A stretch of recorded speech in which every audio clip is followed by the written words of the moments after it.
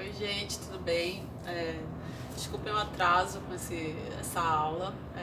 A gente eu perdi o vídeo, enfim, que eu ia subir ontem, teve um problema tecnológico e é isso que dá a gente colocar a vida da gente, né, nessas plataformas virtuais ou tecnológicas, a gente fica um pouco à mercê do funcionamento delas.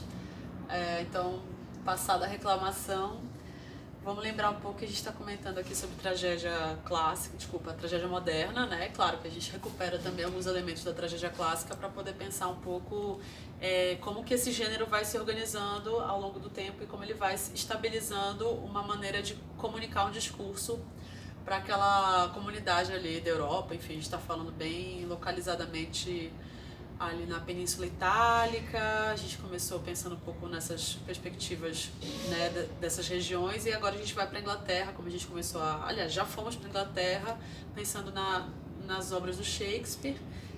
Falamos sobre Otelo, que é o texto que eu propus que nós trabalhássemos esse semestre, esse momento. Eu quero que a gente continue pensando no Otelo. Eu queria mais para frente que a gente fizesse uma associação dessa dramaturgia com outros materiais, e vamos orar e torcer para que a gente consiga dar conta desse semestre no final ali de junho, que a gente consiga fazer um trabalho prático já reunidos, assim. Se não for o caso, a gente continua nessa experiência aqui, que é uma experiência online. Enfim, a gente, no encontro passado, comentou um pouco sobre os elementos que acabam organizando e produzindo essa possibilidade de tragédia moderna. E eu queria que a gente falasse um pouco hoje de outro texto do Shakespeare que é muito famoso, para refletir, em certa medida, sobre como a arte ela é capaz de dizer sem dizer, ou, através do não dito, comunicar coisas, né? Então, o Otelo, antes de falar, né, do Romeu e Julieta, que é esse segundo texto, o Otelo ele vai falar de racismo, de luta pelo poder, de ganância, de vingança, de ciúme, dessas paixões humanas, ou das paixões ditas humanas, né? Uma vez que essa humanidade está muito localizada também nesse território europeu, né? Depois que ela vai, enfim, adquirir suas expressões na América Latina, na África, enfim, outras regiões ali que vão produzir arte também. Mas a gente pensar um pouco que a relação do Otelo com a Desdémona e do Iago, esse triângulo, esse quarteto também, né, de problema, tá falando de questões maiores do que a própria história ali, né, questões maiores do que as personagens, assim como Romeu e Julieta, que é um texto muito famoso, um texto muito encenado, se eu não me engano é o segundo texto do Shakespeare mais encenado, o primeiro é Hamlet. E Romeu e Julieta a gente tem a tendência a interpretar como se fosse a manifestação do amor romântico real, assim, como se fosse o grande amor. Mas se a gente pensar objetivamente em como se caracteriza a obra, Romeu e Julieta têm 16 e 14 anos, eles se apaixonam num baile de máscaras. No começo da peça, o Romeu já está em crise porque ele está chorando por outra garota, que é a Rosalinda, e aí está sofrendo, ou seja, ele no primeiro movimento já apresenta uma crise amorosa, ou seja, ele fala mais dele mesmo do que da crise amorosa, ele já apresenta que ele tem essa tendência a se apaixonar, a sofrer de amor. Ele é um típico adolescente, né? E a Julieta tem aquela outra cena muito importante, que é a cena do balcão, em que ela fala, né? Não vou saber dizer aqui exatamente o texto inteiro, mas ela fala, Romeu, ela descobre que o Romeu é um Romeu Capuleto, não, Julieta Capuleto é Romeu Montecchio. Esse som desse negócio tá me atrapalhando. Deixa passar, vai, deixa eu correr. Eu edito. Calma. Ela descobre que Romeu é um Montecchio, e aí ela fala, né? Romeu, né? Porque tens esse nome, uma rosa com outro nome teria o mesmo cheiro, né? O mesmo aroma. O que ela quer dizer com isso, né? Que o que interessa lá é a essência da relação deles e não necessariamente a origem da tradição deles, a origem familiar deles, né? Então é isso que eu tô comentando, né? Uma maneira de dizer o não dito, uma maneira mais dela falar dela mesma e da expectativa amorosa dela em relação ao Romeu, mesmo sabendo que ele né, um integrante de uma família rival. Esse texto fala muito mais do desejo dela por ele do que por, né, enfim, qualquer outra coisa. Então, em certa medida, o discurso artístico, estético, ele está sempre dando pistas falsas pra gente. espaços desejantes, espaços vazios para a gente como leitor, espectador, para preencher aquilo com o nosso desejo também, né? A tendência que se faz dessa obra é ignorar todo o contexto político, assim como Hamlet também se ignora toda a guerra ali entre Noruega e Dinamarca, de modo a focar só na intenção subjetiva da ficção ali, né? Então Romeu e Julieta também vai ter um filme agora bem recente, quer dizer, bem recente não, vai de 97 eu acho, do Baz Luhrmann, que vai associar Romeu e Julieta às facções criminosas em Las Vegas, e é uma adaptação super interessante, mas acaba focando muito mais nessa ideia do amor romântico. Só que se a gente pensar, em certa medida, o desenvolvimento da obra não tem muito como falar do amor romântico, porque eles ficam a maior parte do tempo separados ali. Eles têm dois encontros no máximo, tem um encontro amoroso, que é essa cena da primeira noite deles, de sexo, enfim, ela não acontece porque ela acaba e já começa outro dia, então não existe nenhuma intenção mesmo ali dramatúrgica que vai dar a ver que eles transaram ou não transaram, isso não está em jogo, e a maior parte do tempo eles estão separados. O que essa separação significa, né? Vou dar uma leitura aqui. Que a força das famílias é muito maior do que a força do amor deles.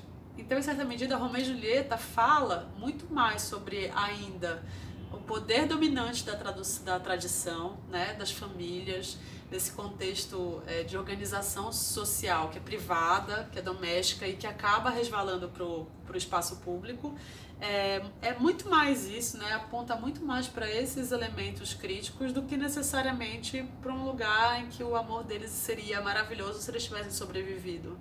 O amor deles talvez não tivesse sobrevivido também se eles tivessem sobrevivido, né? Porque afinal eram dois jovens e no começo da peça o Romeu já fala que ele é um cara que se apaixona por todo mundo, né? Tem essa intensidade da juventude, né? Então essa Romeu e Julieta, se não tivessem acabado tragicamente, seria mais uma história de amor romântica, como tantas outras, de tantos jovens, né? E o que está em jogo aqui é muito mais a interdição dessa potência juvenil, amorosa, pela tradição, do que qualquer outra coisa, né? Lembrar que família, gente, não tem só a ver com a ideia de amor moderno que a gente faz, né? De família, essa coisa linda, maravilhosa, nossos pais, nossas mães, irmãos, e não é só afeto, né? A família tem uma origem sociológica. A família, em primeira instância, é propriedade, né? Digamos assim, é o conceito que abarca tudo aquilo que é de posse do homem, do patriarca, né? Do pai. Então, é a casa, são os filhos, é a esposa, são os bichos, os animais da fazenda, é a empregada, são os subalternos, né? A família, em primeiro lance de vista, é propriedade, né? E é mais ou menos disso que se trata esse debate do Romeu e Julieta. A questão é, quando eu vou encenar isso pela linguagem teatral, ser uma linguagem muito livre, muito liberta e muitas vezes anacrônica, a gente pode tensionar só no foco que nos interessa. Eu posso encenar Romeu e Julieta e focar no amor deles e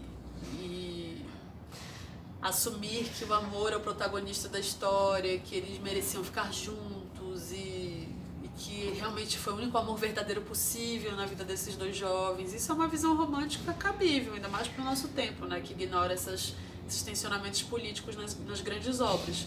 Mas eu acho que para a gente pensar a história é sempre importante a gente levar em consideração qual é o contexto dessas ficções, qual é o contexto dessas obras, né? Enfim, estou falando isso exatamente para a gente pensar um pouco nesses mecanismos estéticos de dizer e não dizer, o que está em debate, qual é o objetivo. Não dá para a gente entender qual era a intenção do autor quando ele fala alguma coisa, né? Até porque o Shakespeare está morto e ele está cagando e dando porque a gente pensa que ele está pensando, né?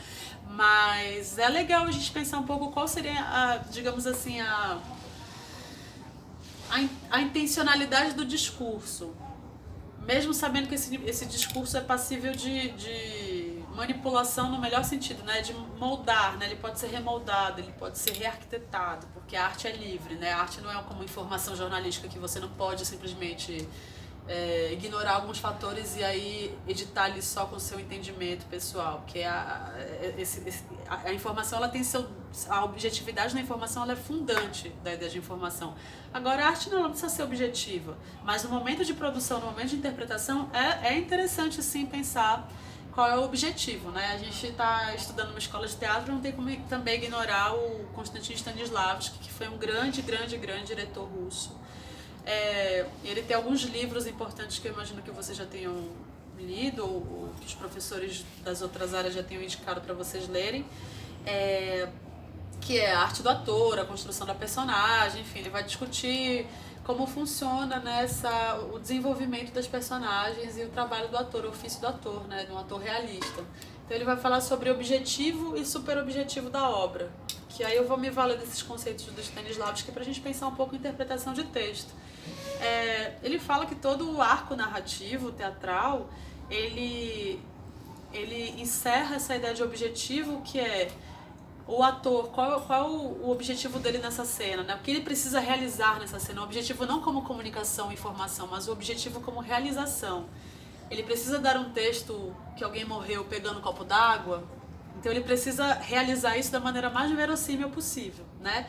E esse objetivo específico nessa cena, nessa partícula, precisa estar enquadrado numa ideia de super objetivo, que seria a intenção total da personagem na obra. E aí o mais complexo, a personagem não sabe que precisa realizar esse super objetivo. Assim como a gente não sabe o que vai acontecer na nossa vida daqui a 5 meses, né? Mas daqui a 5 meses, depois, passado tudo, a gente pode olhar e falar assim, nossa, eu fiz isso e cheguei naquele lugar, né? No caso do teatro, a gente tem que, como ator, como atriz, olhar com antecipação para esse processo. Eu sei que o personagem vai chegar lá, mas o personagem não pode saber. E aí isso faz um bom ator e uma boa atriz, né? É você ter a consciência do que o personagem tem que realizar antes dele, né? E não tem nada pior do que o espectador perceber que o ator em cena sabe mais do que a personagem. Que aí isso é a vaidade do ator dizendo, eu tenho mais consciência do que essa ficção aqui que eu estou produzindo em cena. Deu para entender mais ou menos? São ideias filosóficas, claro. Isso aqui, a aplicabilidade disso é totalmente na sala de ensaio. A gente precisa realizar muitos e muitos exercícios.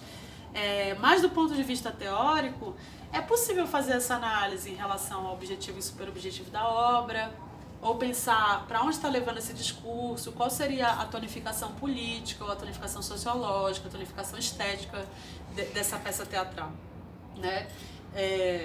Lembrar que o Shakespeare está escrevendo para um público de reis e rainhas, né? Claro que existia ali a corte, existiam os populares, né? Tem até essa dimensão de muita interação do público com a obra, essa ideia de lançar o tomate, lançar fruta em cena, vaiar.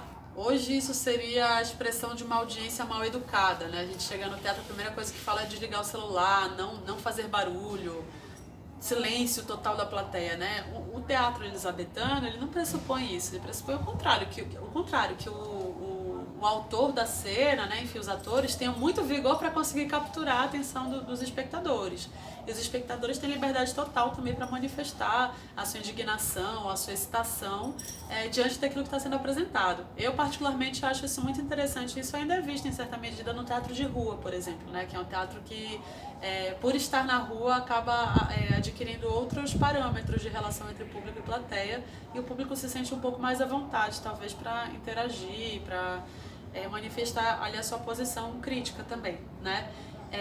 Que o Shakespeare, com muita sabedoria, fazia como autor, né, para poder chamar a atenção do público? Ele colocava elementos nas peças sobrenaturais logo no início. Então isso é muito interessante, né? Momentos de transição do período medieval para o período renascentista, em que a verificação técnica científica do mundo começa a engolir essa expressão do sobrenatural, essa explicação mística da vida, mas isso ainda existe no imaginário das pessoas e ainda vai manifestar-se nas obras do Shakespeare. Por exemplo, a cena das bruxas no texto Macbeth, né? Macbeth começa com bruxas fazendo um ritual.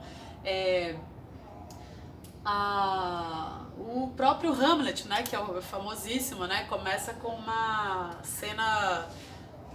Não começa bem aí, né, mas aí tem todo um processo ali inicial de um fantasma que aparece, também um elemento sobrenatural que é, por imediato, né, de imediato, uma capturação do olhar, né, uma captura do olhar e uma forma de deter a atenção ali das pessoas, né? Então tem uma certa inteligência ali no processo dramatúrgico. que são artifícios, né, possíveis para que o público se sinta convidado a estabelecer acordo com aquela obra, né? Isso é legal porque a gente pensa que cada teatro tem um contexto, né? Levar uma ópera para um espaço público que nunca se associou com ópera ou nunca se associou com essa linguagem é um pouco pretensioso, né, do ponto de vista do artista ou da arte, como isso é uma visão da arte como algo soberano, como algo que não precisa de contexto, né? Não, é trabalho do artista também pensar em tornar acessível esse material, né? É trabalho do autor também pensar em quais são os dispositivos interessantes ali para que o público se sinta convidado, né? Um artista que expulsa o público do seu estado de interesse é um mau artista. Eu tô sendo bem escrota agora, mas opiniões, a gente pode divergir disso. Enfim, para continuar e para dar encadeamento para a nossa próxima aula, eu queria pensar um pouco sobre como esse sujeito da realeza, para quem o Shakespeare escrevia, era projetado em cena, e como à medida que a classe burguesa consegue ocupar espaços de poder, né, à medida que a gente vai percebendo um trânsito um trânsito de perfil político de quem detém os modos de produção, né, de quem consegue articular o mundo do ponto de vista econômico, a gente percebe também que o teatro vai se reorganizando para estabelecer um outro herói, né, que não é mais esse herói monarca, né, não é mais o príncipe, não é a princesa Julieta, a duquesa, o título de nobreza, né, mas é a expressão de um homem que faz parte de uma classe de trabalhadores que acaba ascendendo ao poder e aí estabelecendo outras maneiras de hierarquizar o mundo, né? Que, enfim, é o que a gente vive hoje, né? A gente tem a burguesia aí como o empresariado, como aqueles que detêm a maior parte dos modos de produção. Com essa inversão de processo, então rolam as cabeças na Revolução Francesa, a gente tem a Revolução Industrial também para estabelecer outros modos de produção em escala ampliada, né? O teatro começa a se estabelecer também como um campo de projeção dessa outra possibilidade imaginária, né? Então a gente começa a domesticar a tragédia, estabelecer outros vínculos de afeto, outras questões que vão focar na problemática familiar, né? Que é a grande instituição, é o grande núcleo fundante da burguesia enquanto classe hegemônica. E aí os dramas estabelecidos ali são dramas de ordem privada, são dramas que vão estabelecer muito mais questões que são internas à dinâmica de quem já se conhece, da família, dos filhos, dos pais, do que necessariamente algo que tem a ver com o estado exterior político, um estado de acontecimentos de mundo, né? Então, por exemplo, para essa domesticação da tragédia, a gente vai criar um outro nome, né? Que é o drama, né? A gente vai chamar de drama, e enquanto um gênero, né? E a gente pode estabelecer pontes, por exemplo, na estrutura formal do drama com a telenovela, né? Então é um processo de uma personagem que é uma mulher em geral, uma mulher porque a audiência da telenovela é de mulheres, então essa mulher seria o herói dramático, e ela cruza um arco de acontecimentos, ela vive uma circunstância de superação que tem sempre a ver com o ambiente privado. Então resgatar uma filha que foi roubada, ter um filho para salvar a filha que está com câncer. Estou dando exemplos de dramas que a gente conhece. É uma irmã que briga com outra irmã e que quer se vingar. Se a gente perceber as novelas, a maioria delas lida com essas questões que são questões de ordem familiar, subjetivas, pessoais, psicologizadas, e que muitas vezes, a maior parte das vezes, ignora o contexto político, né? No próximo encontro a gente vai pensar um pouco mais sobre a estrutura dramática e vamos pensando em paralelos aí que tem a ver com os materiais que a gente assistiu hoje. Eu quero saber o que vocês estão assistindo, eu quero mais comentários. Muito pouca gente comentou, na verdade, acho que só, na verdade, o Gustavo fez comentários. E joguem pra mim as questões, gente. Vamos tentar transformar esse canal numa coisa viva, tá bom? Então um beijo, se cuidem, até semana que vem.